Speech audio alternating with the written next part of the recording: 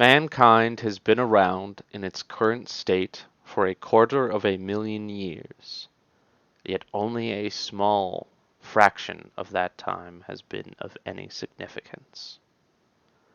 So what did we do for nearly 250,000 years?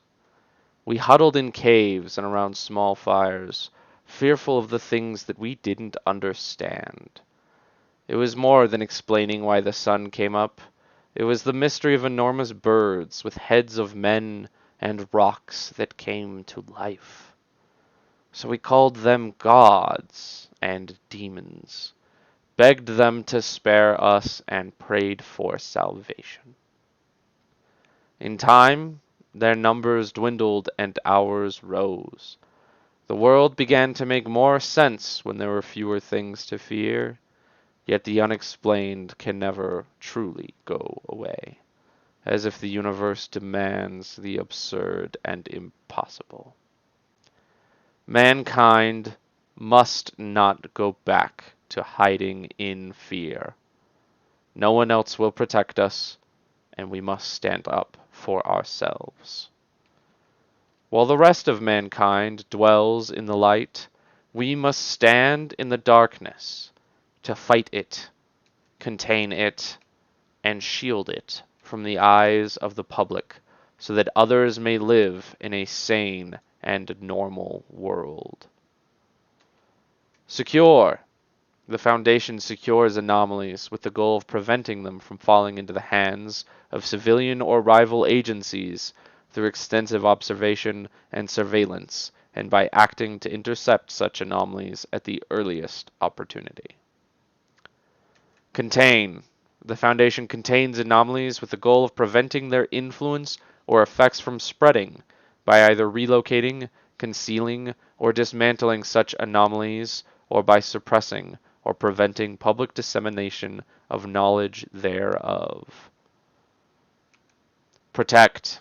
The Foundation protects humanity from the effects of such anomalies, as well as the anomalies themselves, until such time that they are either fully understood or new theories of science can be devised based on their properties and behavior.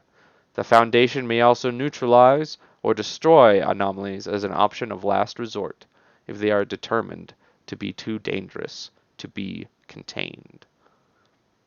We secure, we contain, we protect.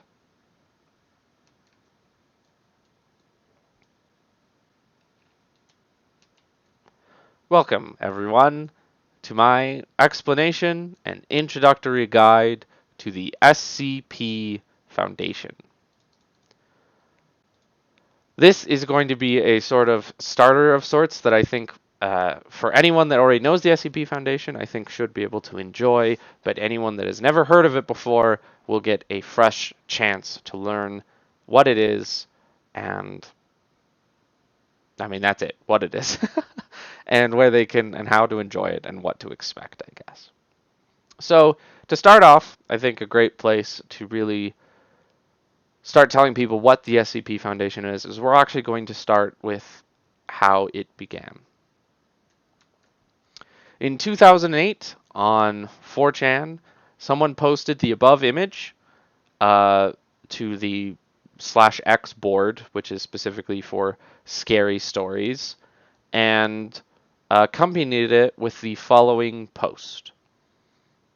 Interestingly, most stories read in like a storied format, but this obviously came in a more interesting format as a form of almost government document detailing this item and how it is being handled. So I'll go ahead and read that now in its entirety. Item number SCP-173. Special Containment Procedures. Item SCP-173 is to be kept in a locked container at all times. When personnel must enter 173's container, no fewer than 3 may enter at any time, and the door is to be relocked behind them. At all times, 2 persons must be looking at 173 until all personnel have vacated and relocked the container. Description. Moved to Site 19 in 1993, little is known about item number 173's origins. It is constructed from concrete and rebar and was once painted with Krylon brand spray paint. 173 is animate and malevolent. If given the chance, it will kill anyone within its line of sight. Its weakness, however, is that it does not move while being watched. Despite this paralysis, it is still highly dangerous, able to cover at least 2 meters in a literal blink of an eye. It typically kills by either snapping the victim's neck from behind or grabbing the victim's throat and strangling them. Whatever animates SCP-173 does not give it much force with which to break things. As seen above, a large room with unbarred windows is fully capable of containing it. Its grip, however, is unbreakable, as when it is not moving, the statue is as hard and strong as concrete. While left alone in its room, one can hear a stone-on-stone scraping from within that is believed to be the sound of 173 moving about. The reddish-brown substance on the floor is a combination of feces and blood. We don't know, nor wish to find out, where it comes from or how it arrives, but SCP-173's container will slowly fill with these substances. And in order to ensure that bacterial growth within does not begin to damage the building it is contained in, and to maintain some level of sanitation, the enclosure must be cleaned on a bi-weekly basis.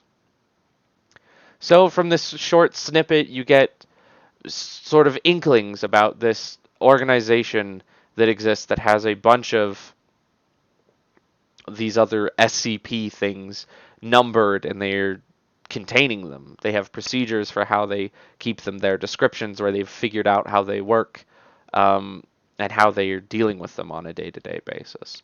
So while a lot of these horror elements, something that only moves when you're not looking and can snap your neck and looks like a statue, aren't particularly new or surprising, and in fact it sounds almost exactly like a particular monster from a well-known British TV series. What really made it interesting was that format and the world that was implied by the post. So eventually this got people interested in talking, and other people began to come up with their own SCP articles. They'd usually include an image of some sort, and they would follow this format. And as this went on, eventually there was a website dedicated to it. People began to make sort of canons and stories of how things connected and began to learn, and more writers came writing more and more pieces, and that's what eventually the SCP Foundation became. A group of horror writers on the internet coming, writing interesting and creative horror pieces in a format that one wouldn't expect. Not as narratives, but as a document from this organization studying and keeping it contained. So that's what started it. That's where it came from. So before we get more in depth with some of our earlier SCPs and some of the other things with SCPs, I think now would be a good time to kind of explain some of the general concepts about the SCP Foundation that come up a lot that everyday people might not really understand, or have confused about that these are just going to get thrown around all the time. The first thing is an anomaly. An anomaly is any item, place, person, creature, thing that does not abide by the known laws of nature or reality. This is what the SCP Foundation attempts to contain, is anomalies. So it's just, they could be anything from a piece of artwork that runs around and snaps people's necks to a computer with an AI in it that wants to be free and kill everyone, to a giant orange blob that likes to tickle people and be people's friends. Just anything that does not make sense is what the SCP Foundation seeks out and attempts to contain and learn more about. When they are dealing with these SCPs and describing them, one of the evolutions from the original article that's now part of all of the articles is an object class. Each object has its number, immediately followed by its class. And its class is supposed to be, at a glance, a way to tell you how difficult it is for the Foundation to contain this. A lot of people tend to end up uh, thinking that the class is related to how dangerous the SCP is, and while these usually do coincide, they're actually not necessarily the same. Something that is safe can be extremely immediately, like mind-rendingly, just wipe you out of existence. But if it's really, really easy to contain, it's still considered safe. So we'll go through these classes and get a better idea of what exactly they are. So, like I said, starting with safe, this is something that is very easy to contain. As a sort of metaphor, as we walk through these to help people understand them better in the idea of containment, safe is if you pick up the item, is if you put this thing in a box, it will stay in the box. Safe is something you can put in your box and you can leave it and it'll be there. It's not going to get out. The containment procedures are solid. You don't really need to worry about it. Euclid is the next step up. This means that if you put this in a box, if you put a Euclid thing in a box, it will be actively attempting to get out. If you are not keeping attention on it or maintaining some sort of barrier and constantly putting in effort, it will escape. It's trying to escape all the time. It can be kept in, but it does require active effort and is some level of difficulty. Keter. This is something where if you put it in the box, eventually it will rip out of the box. This is just kind of how it is. You can do everything you can to contain it, but Keter things get out. They are very difficult to contain. They frequently cause breaches where they get out and cause problems. High level of constant investment and effort has to be put into Keter objects to keep them from just completely running amok. Now, Thaumiel is kind of interesting. So far, we've had basically our 1, 2, 3 of how difficult we're dealing with. Thaumiel is an inversion of it. In the box metaphor, Thaumiel is the box. Thaumiel is something that is helpful to the Foundation in containing other SCPs. It doesn't need to be contained because it is helpful and contains other things. And that's kind of what Thaumiel is. You don't see a lot of Thaumiel, though it's nice when you do. Explained? It's something you don't need to keep in the box anymore. It's something that we figured out how it works. Turns out, not an anomaly. Turns out that's just like dark matter, or it's just something we now know. And we've incorporated it into science, and it's not something we need to keep hidden. It's not something we need to keep contained. And we can just be cool with it now. Neutralized. You put it in the box and it was such a pain, or you did such a bad job of putting it in the box that you killed it. It's dead. Whatever it is, it's not anomalous. It doesn't need to be contained anymore because it no longer has anomalous properties. Not because you figured it out, not because you don't think it's anomalous anymore because you know how it works, just because it's broken. It's broken, or it's dead, or it no longer does what it used to do. Unknown or esoteric is kind of what it sounds like. It's a catch-all of sorts. It's a well, it's not really Euclid. We don't really understand how it works, basically. So not a lot to go into there because it can kind of mean anything. Apollyon, it can't go in the box. The box is not enough. The box will never be enough. No box that you own will ever be large enough or strong enough to keep this in it. Apollyon are usually extremely dangerous, usually end the world in some way, or are just completely like, shit, we've failed. It's out. There's nothing we can do about it. Yeah, and those are our object classes. Every SCP has one of these at the start of its article to kind of tell you what you're about to get into. So, or let's see. So now that we've gone over that, there's one other thing I'm going to go over, which is some of the stranger type of ways that SCPs can be dangerous, which are represented here by these four SCP or Foundation used warnings. An info hazard.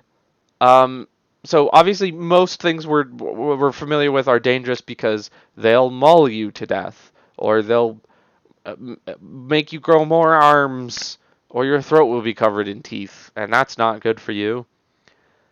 Something that's info hazardous is just bad for you to know.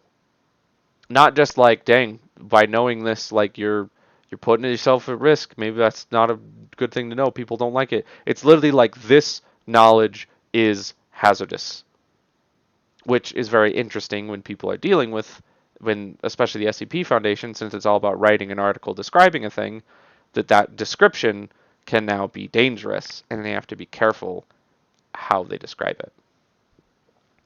A cognito hazard. So while an info hazard is just about how it's described and what info can and can't be told, a cognito hazard is just like being aware of this thing's existence is harmful to you. An info hazard is something you can know it's there, and it's just like, well, as long as you've never, as you don't have this part of the description, as long as you don't have this key info or this piece of info, you're fine. Cognito hazard is just if you are aware of it in any function, even if you don't know anything about it, you're just aware that it exists, you are now at risk. Something, it can now affect you, you can now die, it's bad to know about. A mimetic hazard is something that wants to spread. It wants knowledge of itself to be spread. Obviously, it's using mimetic as in meme. If you think about memes nowadays, they're jokes that are being spread around, and the same jokes being spread around and changed and iterated upon and whatnot. That's what a mimetic hazard is. It's knowledge that upon you knowing it is going to try to make it spread. It's info that if it's written in an article, it will spread throughout the rest of the article. It will replace all the names with one name, with its own name. Knowing about it means not just that something bad can happen to you, but that you now are dangerous because someone else can get that info from you. Um, and it's actively making you give that info up. Mimetic kill agent is a bit more simple, actually. It's just something that upon seeing or spreading or knowing, upon it being spread to you, it kills you.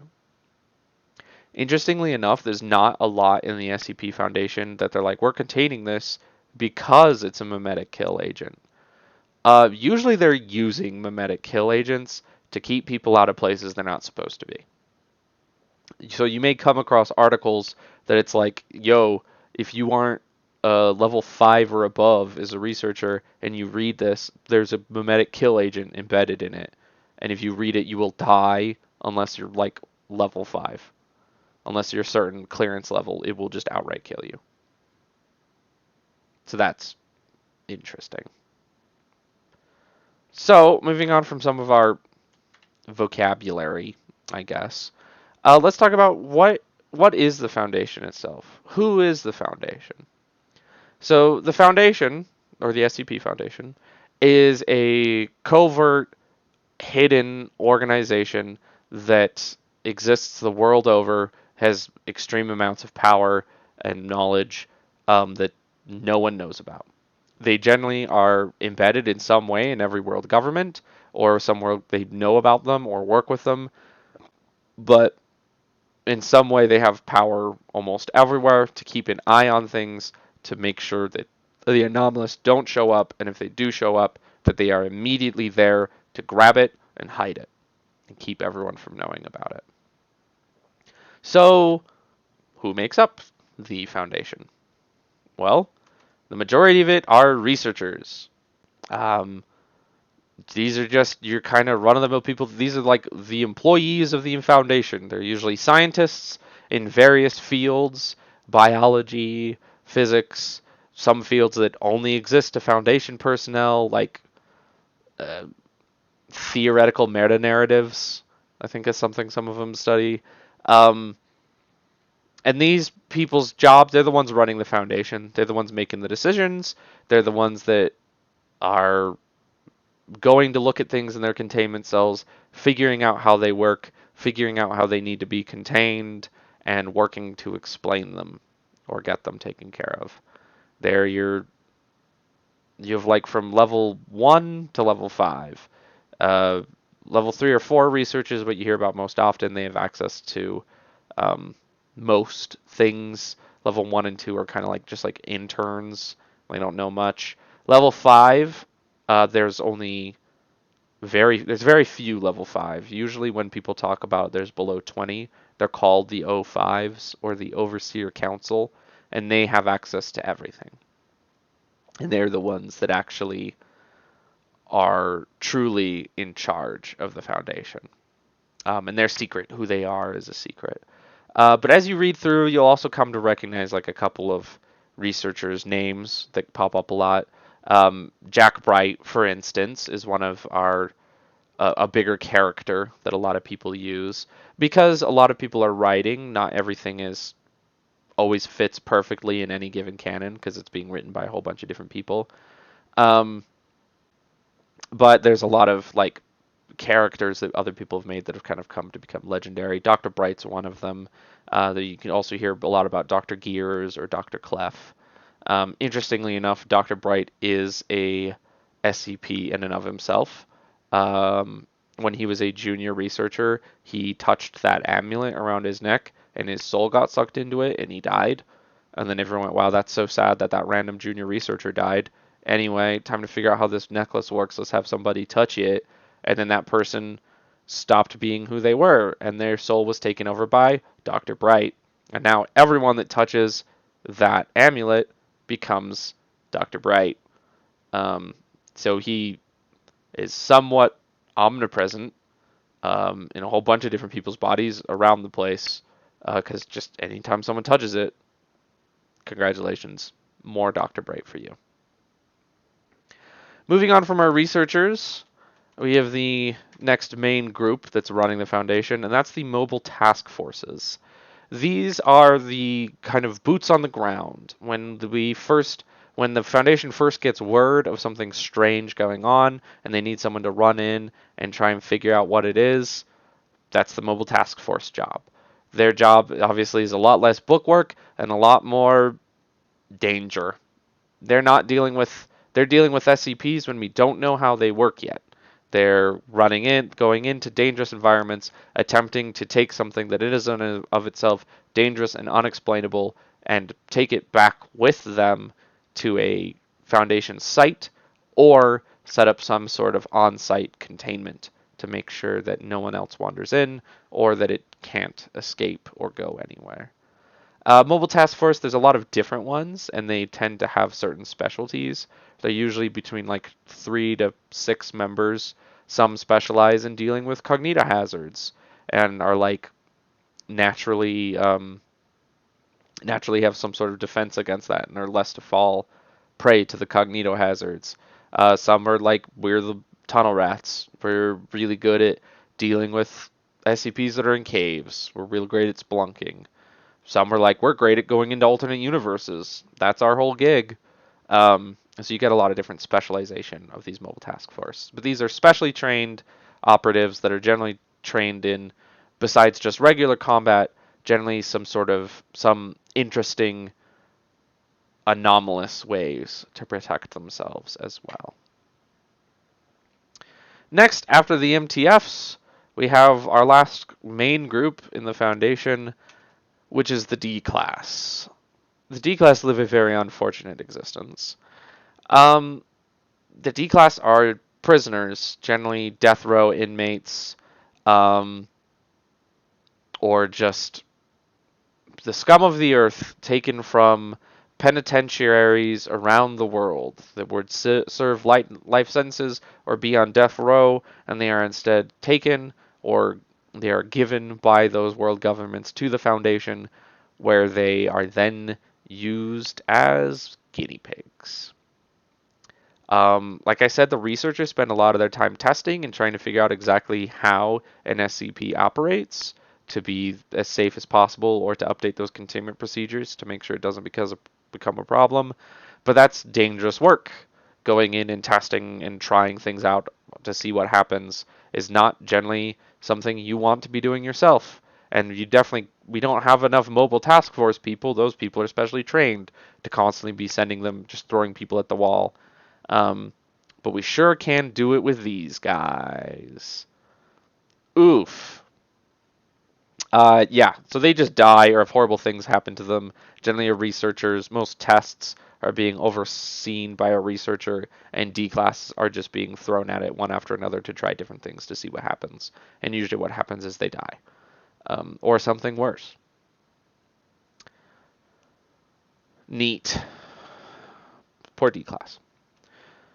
Now, in the world of the SCP Foundation, they are not the only group that knows about the anomalous. They have not completely kept it under wraps, and they're not the only organization of their kind. So that's where we get into what the Foundation refers to as groups of interest. These are other groups and organizations that the Foundation is interested in because they are also dealing with or involved with the anomalous. Now, there are a lot of different groups of interest, and the way that they interact with the Foundation and the way that they interact with the anomalous is just as varied. There are other groups that are also in the vested interest of protecting mankind and are set up very similar to the Foundation, but still have slightly different mission statements. For instance, the Global Occult Coalition, seen there with the blue icon, um, is another clandestine giant mega organization that's well learned in the ways of the anomalous and want to protect humanity, but instead of the whole scientific learning bit, they're basically just a giant mobile task force and their whole job is to kill it. There's a person that has weird abilities and doesn't know how to control it, better kill him. Wow, this weird building leads to a magical land full of wonder and fairies. We should destroy that. They are in any means necessary um, to justify the ends of making sure no one learns about the anomalous.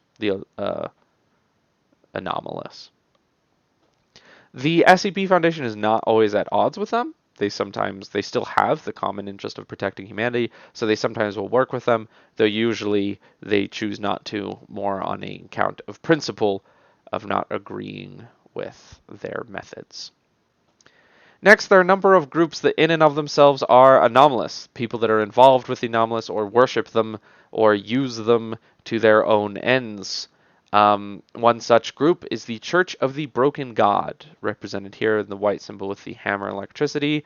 This is a religious group who believes that God is a technological amalgamation that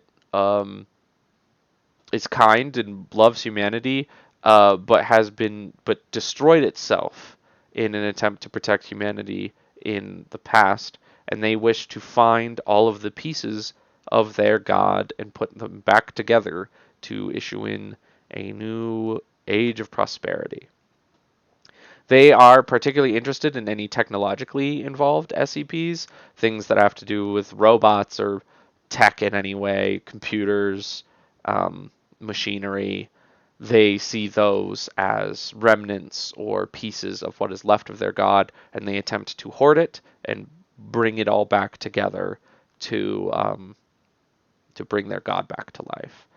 They generally are to some extent anomalously technologically advanced themselves. They have augments that they've um, put on themselves or augmented themselves with.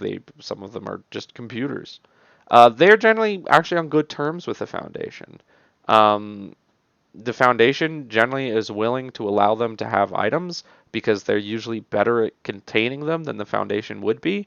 And as long as the Church of the Broken God's keeping them and not using it on people, they're fine with it. Obviously, there are some splinter groups that have their own ideas about how to bring God back that the Foundation doesn't like as much, but what can you do? Lastly, we have Marshall, Carter, and Dark. Limited, who represents another type of group of interest that the Foundation runs into, those that wish to profit off of the anomalous, who are using them to their own ends. Um, Marshall Carter and Dark runs a sort of black market of the anomalous for super wealthy and rich people. They sell them as um, amazing hunting expeditions, or like fine servants, or places to own, or things to have, and they're all about basically that. And they make SCPs themselves to sell, and so you run into a decent amount of SCPs that were owned and generally mistreated or created by Marshall Carter and Dark. So now that we've gone over a decent kind of run through of a lot of the stuff with the Foundation, let's get into some of our actual SCPs. And we're going to start with 5 that are some of the original older SCPs that have kind of become famous and people mention and talk about a lot. Starting with SCP-682, the Hard to Kill Reptile. SCP-682 is a Keter class SCP, so it's very difficult to contain. Its containment procedures are it's generally kept in a giant vat of acid, having its flesh continually melted off to keep it from moving. And SCP-682 is a giant reptile of some sort, lizard or crocodile or something or other, that has a vested interest in killing all of humanity. It hates us, it thinks we're disgusting, and it can rapidly heal itself, and in particular evolve to any situation to better help itself with its goal of killing humanity. And it can do a whole lot of crazy stuff. For instance, we're trying to deal with it, and we shoot its eyes out, so it grows eyes all over its body. It just a whole bunch of stuff like that. Anything that it comes in contact with, it can usually assimilate or fake or come up with some way to use it to its own ends to kill people. Interestingly enough, SCP-682 is one of the few SCPs that the Foundation has decided trying to contain it is not worth it, and they would much rather it be dead. The SCP is currently attempting anything they can come up with to try and kill it, as it is constantly breaking containment and rampaging about their sites and killing their personnel and people.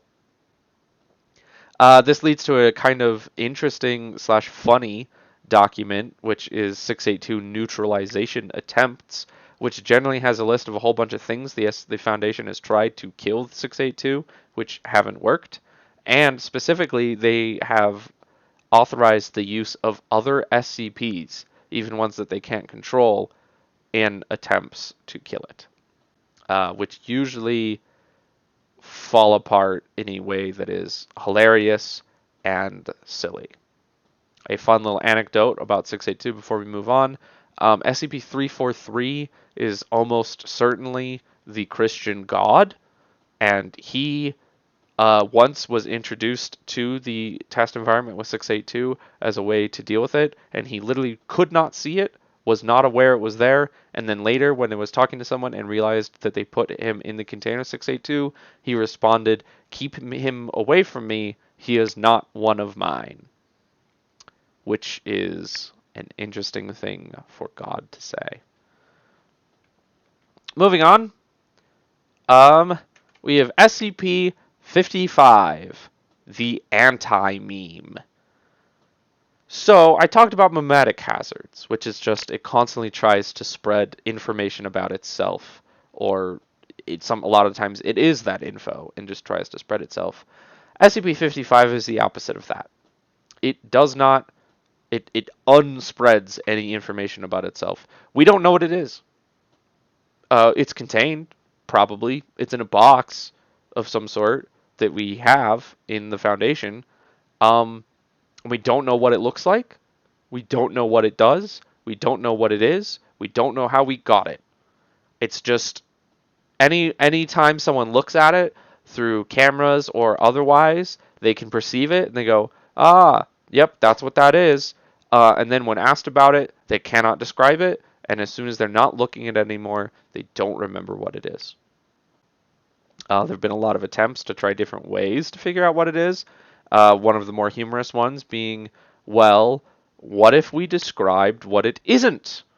Which resulted in us getting the sole piece of information that it is not a sphere. And then the person who said that began forgetting everything about themselves and devolved into rambling nothingness, and no longer is capable of retaining knowledge, which led to researchers to stop going down that avenue of learning about it. So that's kind of a fun twist. Next, we have SCP-96, the Shy Guy, another really famous one that you hear about a lot. No picture, because the whole thing with the Shy Guy is we contain him. He's Euclid, I believe, um, in like a large reinforced room, and he's usually content to stay there and cry in a corner. He's a giant, lanky white man, like pale, like ashen white. That's like 20 feet tall and extremely long-limbed, and his jaw hangs down really low. Um, and anytime anyone sees his face via picture or via drawing or otherwise, he immediately begins screaming, even when they're not there near him. He will begin screaming and do everything in his power to get to where that person is and kill them. Um, and this is obviously anomalous in that they have put someone in the bottom of the ocean in a submarine before and shown them a picture of 9-6, and 9-6 being contained way up somewhere in the US would immediately break free of containment, bust all the walls down, run across the US in like a span of a couple like seconds, dive into the ocean, swim all the way down, burst through the wall of the submarine, and kill the guy, which then was very difficult to recontain him after that. Um, so Euclid, uh, technically not that hard to contain, as long as no one ever accidentally sees his face, and no reproductions of his face end up anywhere outside the Foundation. Moving on, we have The Flesh That Hates, one of the more horrific ones, and a personal favorite of mine. It's SCP-310. I believe it is Keter, and that is extremely difficult to continue to contain.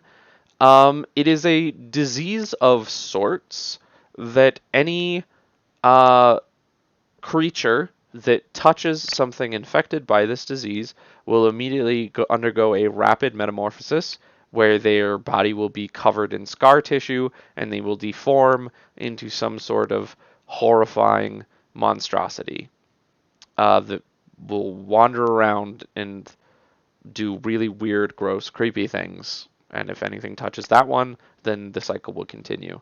There's currently a whole village that's been converted up in the Siberian wilderness of the Flesh That Hates, and it's like covered the houses and has these weird ways they all like feed each other and work with each other, and they're just in general disgusting and horrible and terrifying. Interestingly, there is a group of interest called the Sarkic cults who worship the Flesh That Hates and specifically believe that their god um, was killed by the Church of the Broken Gods god, and they are all about mutating and like changing their flesh to become usually better at killing. The Foundation is on bad terms with the Sarkic cults. They cause problems a lot. Lastly, in our um, early five, obviously there's number, as you've probably noticed, these are all randomly numbered. So at some point, it's probably come to your mind is what about one? What gets to be SCP-1? Well, the peanut that we first saw as our very first one, 173, is still 173, even though it is technically the first SCP. So SCP-1 has been handled in an interesting way.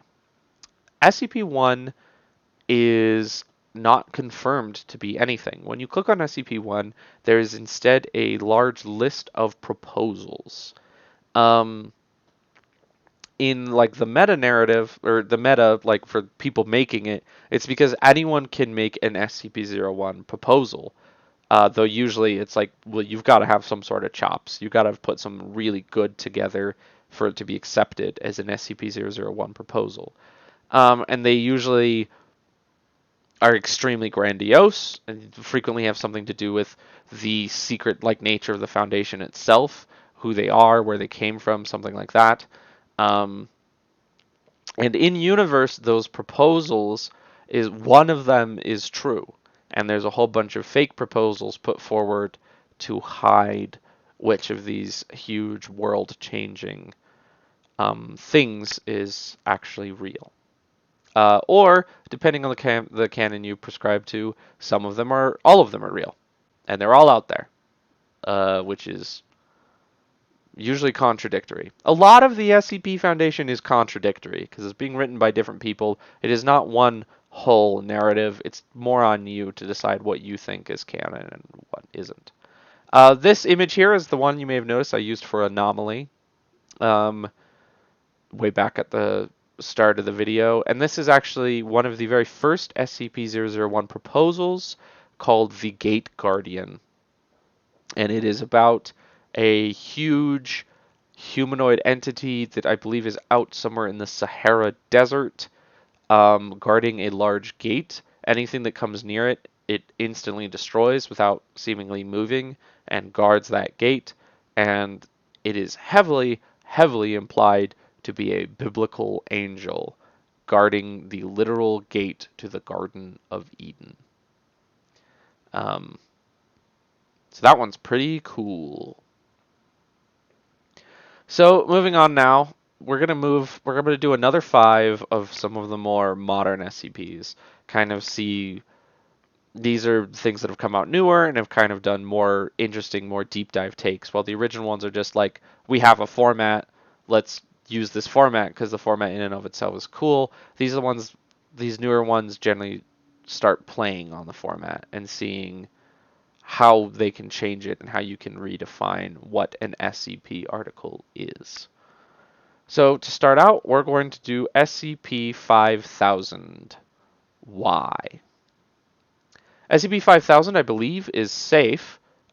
It's not trying to escape containment or a problem anyway, and in fact, it's just a suit.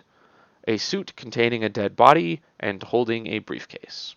Depicted here, the suit seems to be a highly technologically and also anomalously advanced suit that is designed to protect one from any sort of physical harm as well as any sort of anomalous harm. It protects one from cognitohazards, from mimetic hazards, and apparently all signs point to it having been made by the Foundation, even though the Foundation never made it. It was found, I believe, in its containment cell randomly one day when it appeared there. It contains a dead body of someone that no one recognizes. But it does have a log of everything it's been through. And it seems to tell the story of someone in an alternate universe where one day the Foundation decided randomly to reveal itself to the world and that its new prime directive was killing all of humanity. And it began releasing its SCPs or using them to just destroy all of humanity to the point that they no longer existed. And as someone wandering the wastes in a suit keeping them alive, trying to figure out why. Why did the SCP Foundation do this? And it's a very interesting read. Next one I'm not going to get into. It is a cognito hazard, and specifically an info hazard. So I'm just going to trust you all to read it yourselves and kind of understand what's going on with it. So I will pull that one up and I will sit silently here for a bit.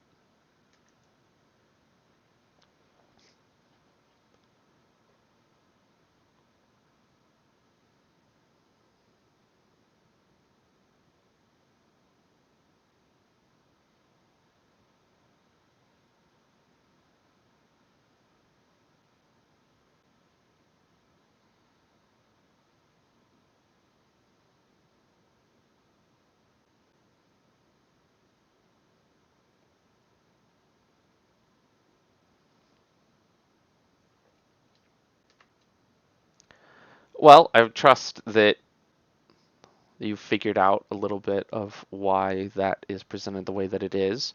That's obviously not the full article, it's just the start of the article itself.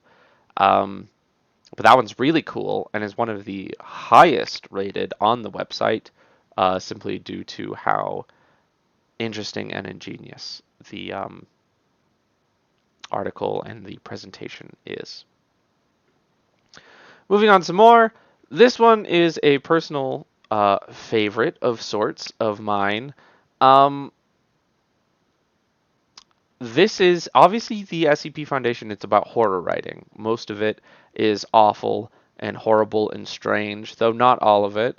I did mention SCP-999, I believe, is a tickle monster, and it's a giant orange blob that loves you and eats jelly beans and wants to hug you and tickle you and legitimately just makes people happy. SCP-59999 is one of the only SCPs that legitimately scares me. Normally, I read through an SCP and I go, "Ooh, that's horrible," or "Ooh, that's really cool," or "Wow, like that was a good read." SCP-5999 actually scares me. Legitimately, I become frightened. Every time I've tried to read it since the first time, I have failed because I become too scared. Um, and I stop reading it again.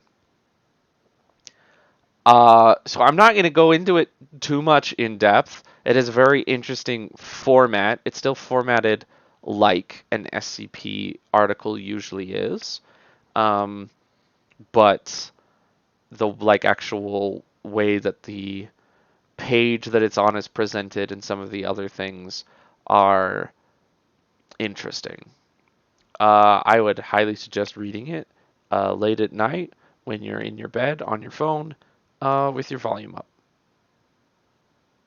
There is some parts later on that you do need to be able to hear, so make sure your volume's up, you're not muted, and enjoy that read.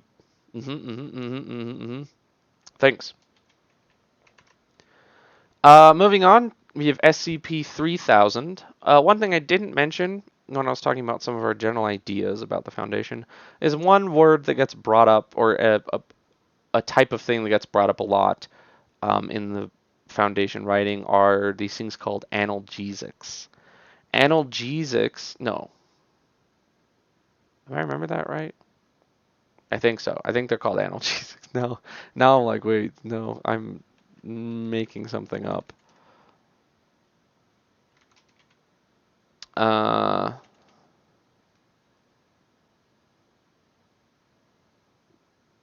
Not analgesics. Those are painkillers. Oh shoot. Oh shoot. Shoot, shoot, shoot, shoot, shoot, shoot, shoot, shoot, shoot. This is extremely unprofessional, as are most of the things I work on. Maybe it is analgesics.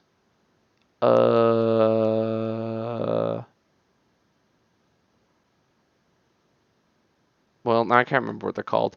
But they sound like analgesics, and they're basically oh, oops, I made myself angry. They're a type of drug that the Foundation frequently uses to make people forget. They have amnestics. They're called amnestics. I am a fool. Amnestics, like amnesia. They are drugs or other types of procedures that make people forget. They use it a lot because whenever things break containment, people see it and they need to make people forget it. SCP-3000 is supposedly where the SCP Foundation gets a lot of those amnestics. It is a giant eel um, off the coast of India in a trench. It doesn't move much or do much. Um, it just sits there, and it oozes this black ooze that makes people forget things or remember things that aren't theirs, or otherwise just messes with memory. The Foundation scoops that up and makes it into their amnestics. And so that it continues to make it, they feed it a person every so many months. And the Foundation is at this point heavily reliant on this SCP to continue to make that fluid so they can continue to make amnestics. But it's a really interesting read, the kind of story that's told with it. And it's a lot of horror of memories and losing your memories or having them not be what they thought you were. And the horror of maybe not knowing who you are anymore. Lastly, to leave off on a sort of fun note, this one's an extremely popular one that a lot of people like and a lot of people hear about, and that is a perfectly normal, regular old IKEA. This is an IKEA that the Foundation keeps contained and quarantined away and doesn't let anyone in because inside is an infinite expanse of IKEA. It's still all IKEA, like all the way down. It's just like forever IKEA. And anyone that enters, you can't find the exit anymore. And there's also like employees, except they're like too tall and don't have faces and want to kill you. And it's like a horrible maze. I think there's like a civilization, like a tribe of people that have gotten lost in there that are trying to survive. But yeah, it's the infinite IKEA. They survive off of Swedish meatballs and cinnamon rolls, fighting every day to to survive. And that is where we're going to wrap up for our video on the SCP Foundation. I will provide a couple of next places to go, other resources if you really want to get involved with the SCP Foundation and learn more about it. Below is an image from a video that I like a lot. If you search In the Pines and SCP, it is a music video to a cool haunting song called In the Pines, and it just goes through clips and little snippets of different SCPs and their articles and their stories, and is a really cool video to watch and a really cool song, and two, it gives you little glimpses into all these different SCP articles that you can then go to the description of the video and has links to all of them. So it's an interesting place that you can watch this and see what interests you and which ones are like, oh, what's going on with that? And you can click into it and use that as kind of a starting point to dive in to the thousands of SCP articles. Above is the logo of a YouTube channel called the Exploring Series. The Exploring Series is one guy who he likes to explore and go in depth with lore of a lot of different universes, Lovecraft stories, whatnot, and his most popular stuff is his SCP videos. So you can find his own intro to the SCP Foundation, which probably way better than mine. He's got videos about a bunch of the different groups of interest, a bunch of about a bunch of the other like main characters that you'll hear about a lot.